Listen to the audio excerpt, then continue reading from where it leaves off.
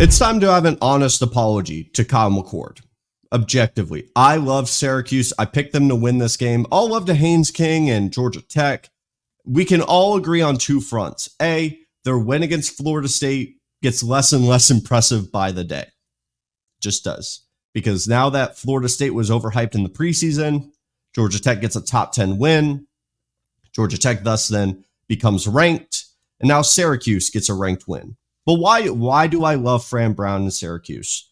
I thought this was a team that could sneaky, like when we're talking about the route to the ACC championship, you get to November and you're like, Syracuse is in this?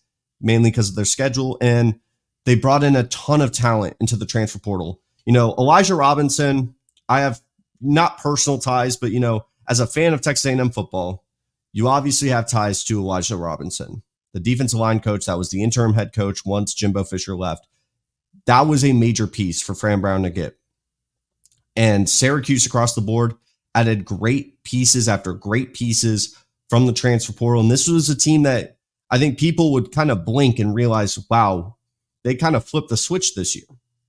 And you get them at home. I'm talking about them and as in Georgia Tech. And I just thought this was like, you're favoring Georgia Tech, but you get Syracuse as dogs at home. And this was the coming out party for Kyle McCord. We're talking 32 of 46, 381 and 4 touchdowns. That's impressive. That's not the quarterback we saw at Ohio State.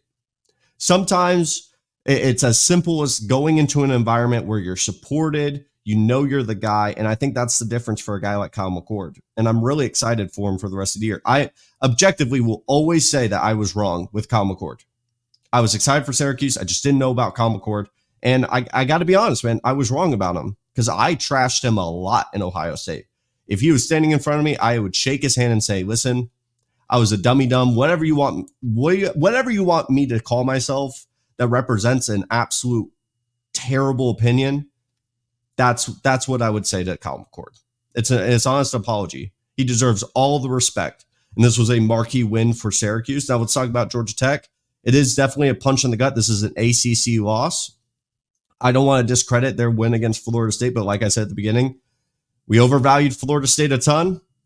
They now have a top 10 win that by the day kind of gets worse and worse, like by not even by the day, probably by the second.